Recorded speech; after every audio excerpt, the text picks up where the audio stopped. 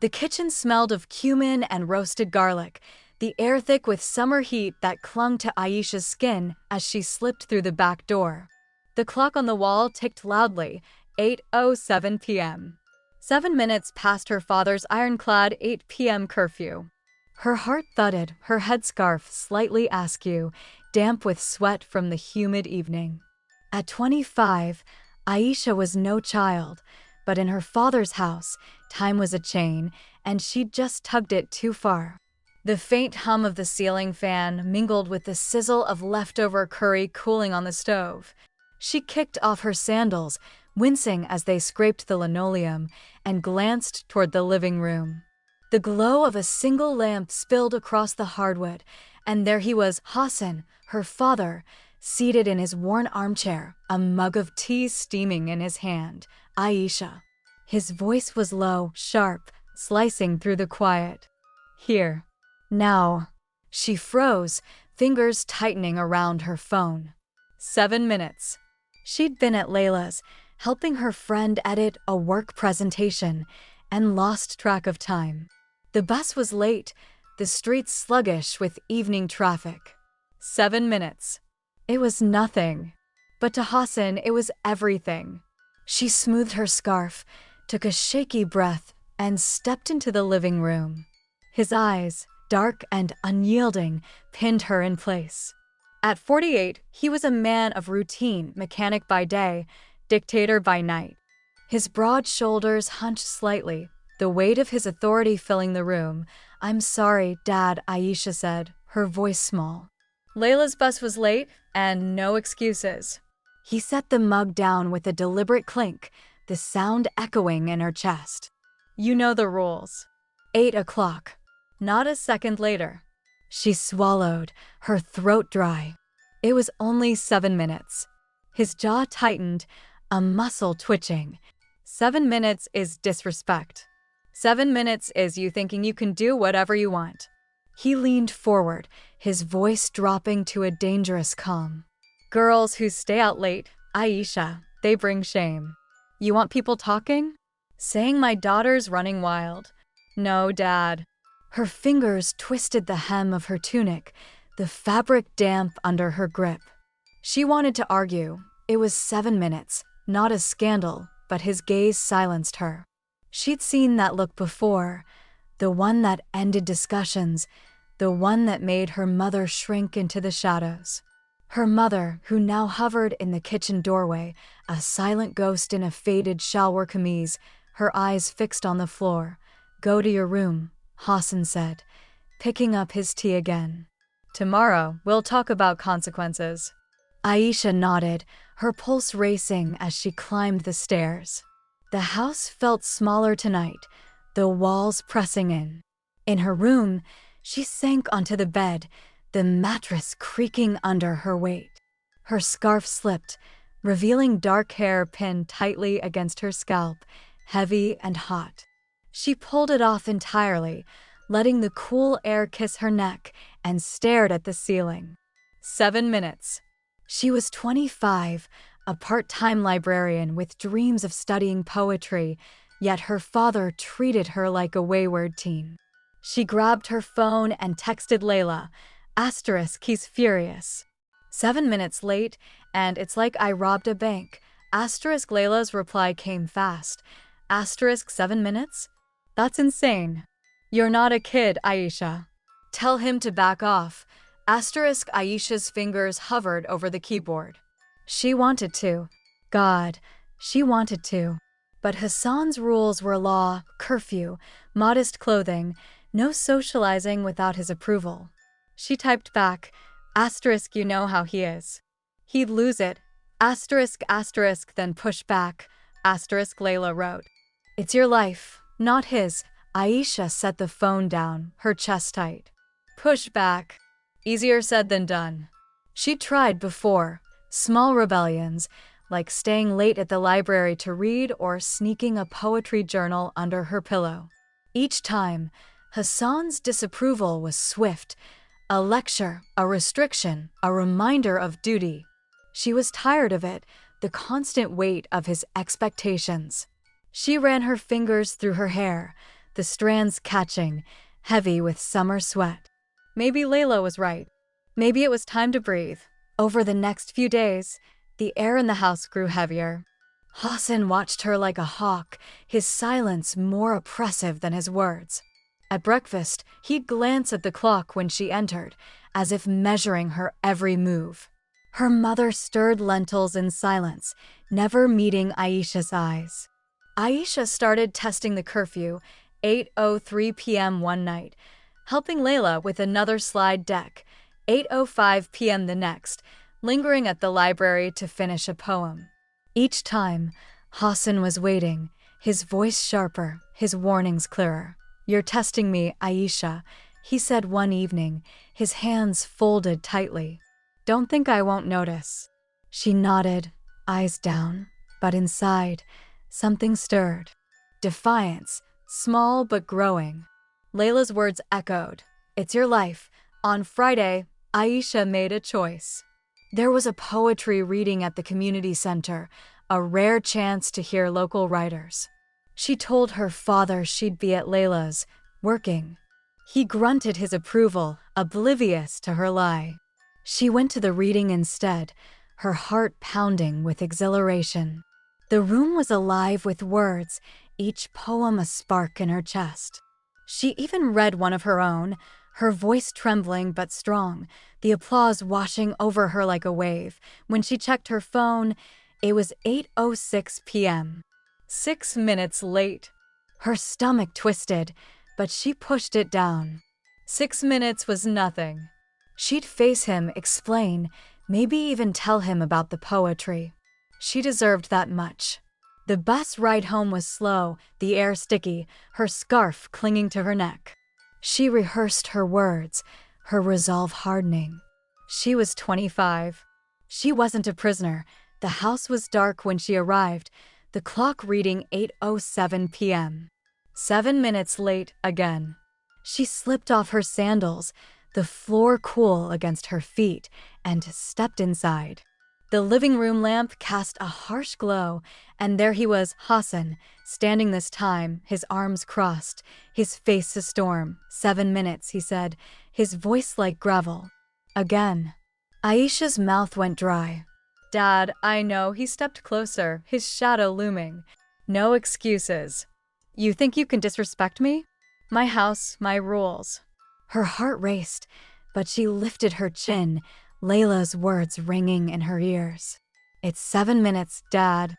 I was at a poetry reading. It's not a crime." His eyes widened, a flicker of rage. "Poetry? You lied to me." His voice rose, each word a hammer. "You think you can sneak around, shame this family?" "I wasn't sneaking," she said, her voice shaking but firm. "I'm 25. I should be able to enough." He slammed his hand on the table, the sound echoing. Her mother appeared in the doorway, wringing her hands, but said nothing. Aisha's defiance wavered, fear creeping in. Hassan's gaze was cold, unyielding. "You'll learn, Aisha," he said, his voice low now, dangerous. "You'll learn what happens when you break my rules." He turned away, but the air crackled with his anger. Aisha stood frozen, her scarf slipping, her hair heavy against her scalp. 7 minutes had just changed everything. The air in the house turned stifling after that night, as if Hassan's anger had seeped into the walls. Aisha moved through the next morning like a ghost, her scarf tight, her eyes avoiding the kitchen clock. At breakfast, her father's silence was a blade, sharper than any lecture. Her mother stirred tea, the spoon clinking softly, her gaze fixed on the table. Hassan sipped his chai, then spoke without looking up. "No more Layla. No more library after work. Home by 6. Understood." Aisha's stomach twisted, but she nodded, her voice trapped. 6 o'clock. A curfew for a 25-year-old. The weight of it pressed against her chest, heavier than the humid air outside. She texted Layla from the library, her fingers trembling. Asterisk, he's locked me down. No you, no nothing. Home by 6. Asterisk, Layla's reply was instant. Asterisk, he's chaining you, Aisha. You're not his prisoner. Fight back. Asterisk, Aisha stared at the screen, her pulse quickening. Fight back. The word sparked something anger, yes, but also a flicker of courage. She was tired of shrinking, of molding herself to fit her father's rules. At work, shelving books, she whispered lines of poetry to herself, each word a rebellion. I am not a cage, she murmured, stacking novels. I am not his cage. That evening, she tested the curfew again. She stayed at the library until 6:03 p.m., finishing a poem about a bird breaking its cage. Her heart pounded as she boarded the bus, but the act felt like breathing. At home, Hassan was waiting, his arms crossed, the clock ticking 6:07 p.m. 7 minutes, he said, his voice low, dangerous. You think I won't notice? Aisha's throat tightened, but she held his gaze. I was working, Baba. It's 7 minutes. His eyes narrowed, a storm brewing. Don't test me, Aisha. You won't like what happens. He turned away, but the threat lingered, thick as the summer heat.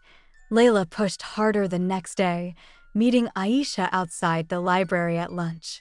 The sun beat down, sweat beading under Aisha's scarf.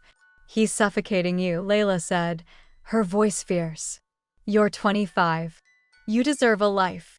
She pulled out a flyer for another poetry slam at the community center tomorrow night. Come, read your work. Be you. Aisha hesitated, the paper crinkling in her hand. He'll kill me, she whispered. Layla's eyes softened, but her words were firm. Then let him try. You're stronger than he thinks. Aisha folded the flyer, her resolve hardening. She wanted this, needed it. The poetry slam was a chance to feel alive, to be more than her father's daughter. She lied to Hassan again, saying she had a late shift. He grunted, unsuspecting, his trust in her obedience unshaken. The slam was electric, the room buzzing with voices, each poem a pulse.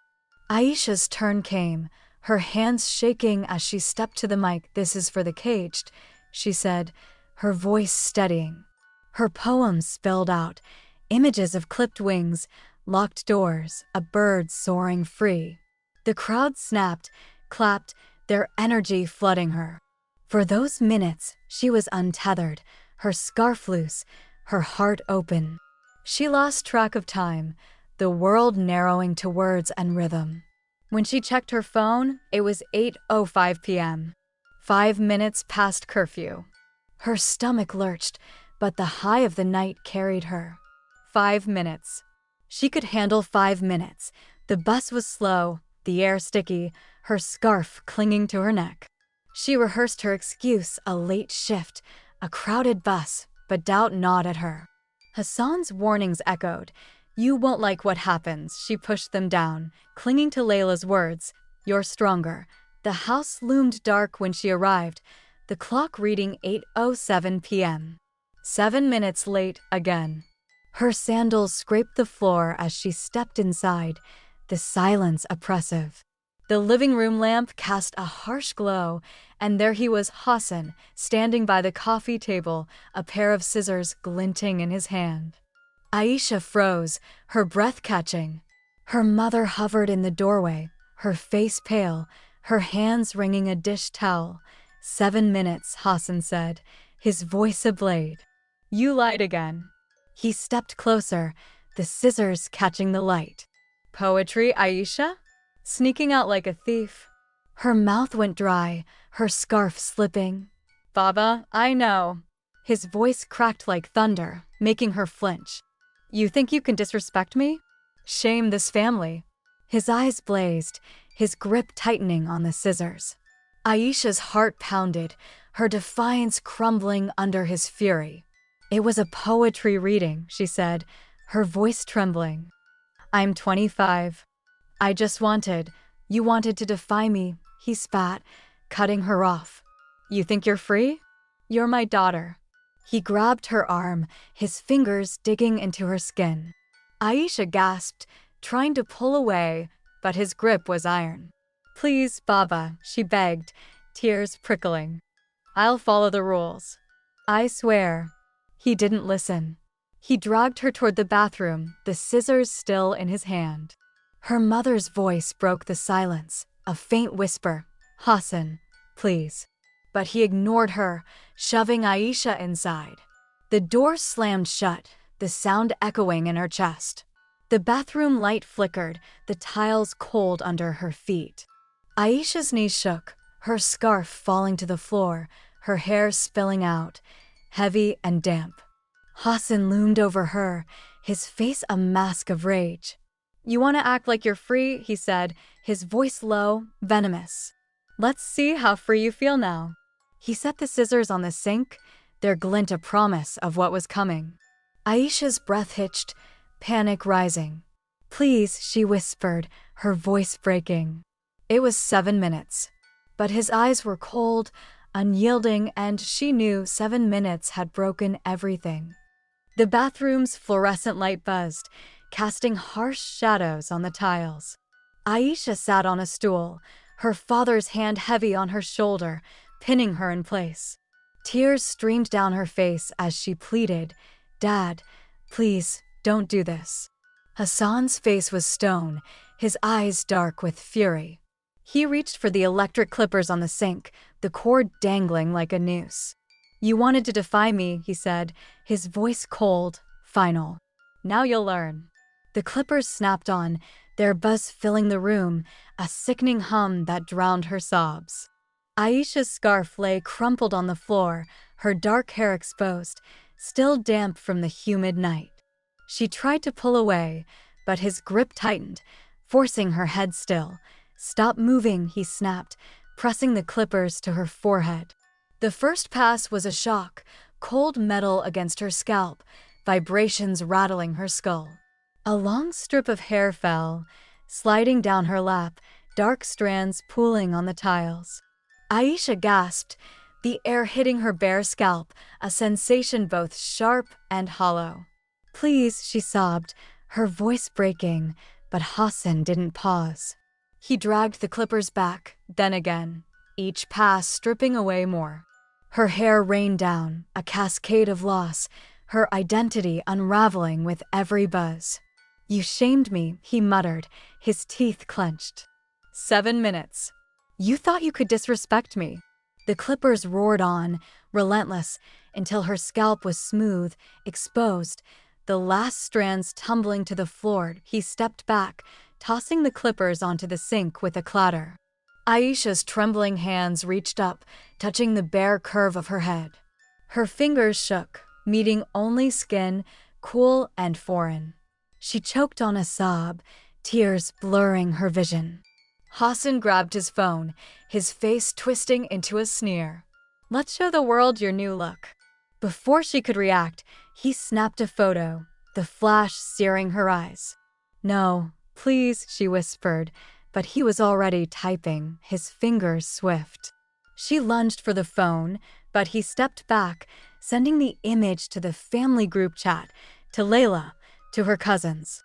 "Let them see what happens to girls who break rules," he said, his voice dripping with venom. Aisha collapsed onto the floor, her knees buckling, her sobs echoing in the small room. Her mother's shadow lingered in the doorway, her voice a faint murmur. "You should have listened, Aisha." Then she was gone, leaving Aisha alone with the weight of her humiliation. Her scalp tingled, the air stinging her skin, her reflection in the sink's faucet a distorted blur. She grabbed her scarf, wrapping it tightly, but it felt wrong, too loose against her bald head. The house was silent now, Hassan's footsteps fading down the hall, the slam of his bedroom door a final punctuation. At dawn, Aisha stood before her mirror, unwrapping the scarf. Her head was smooth, alien, her eyes red and swollen. The photo had spread, her phone buzzed with messages, some pitying, some mocking. Her cousin wrote, "What did you do?" Layla's text was a single word. No, Aisha didn't reply. She couldn't face the library, the whispers, the stares. She called in sick, her voice hollow, and stayed in her room, the curtains drawn. Her mother avoided her, her father's presence a shadow. At dinner, he ate in silence, not meeting her eyes, as if she were invisible. The humiliation burned, but beneath it, something else flickered, anger, raw and unyielding. Days bled into each other, the summer heat unrelenting. Aisha's scarf became a shield, hiding her shame but trapping the heat against her scalp. She traced her bare head at night, the smoothness a reminder of her father's control. Yet, in that quiet, her poetry returned. She wrote in secret, her pen scratching in the dark, words spilling like blood. "My scalp is a canvas," she wrote, etched with rebellion, not defeat. The poem grew, fierce and unapologetic, a reclamation of her voice. She hid the notebook under her mattress, her heart racing with the act. Layla came by a week later, slipping into Aisha's room while Hassan was at work. "I read your poem," she said, her eyes wet. Aisha had sent it to her, a single act of courage. "It's powerful. You're powerful." Aisha shook her head, her scarf slipping. "I'm humiliated," she whispered. Layla touched her arm. "He took your hair, not your soul. Don't let him win." The words sank deep, stirring the defiance Aisha had buried. She wasn't her father's prisoner. Not anymore. She started planning, quietly, methodically. Her library job paid enough for a small savings account, enough to move out, to apply for a poetry program in another city. She researched late at night, her phone's glow a lifeline. Hassan's rules hadn't changed. 6 p.m. curfew, no Layla, but Aisha obeyed only on the surface, her mind elsewhere. She wrote more, each poem a step toward freedom, her bald scalp a badge, not a brand point one evening. As dusk painted the sky orange, Aisha stepped outside, her scarf loose, the breeze cool against her scalp. She stood in the yard, the grass soft under her feet, and let the scarf fall entirely. The air was a shock, exhilarating, her head light, unburdened. She thought of her poem, of the bird breaking its cage. Her father's house loomed behind her, but it felt smaller now, less like a prison. She was 25, and 7 minutes had shattered her world, but they'd also cracked it open. She closed her eyes, the breeze a whisper of what was to come, and for the first time in weeks, she smiled.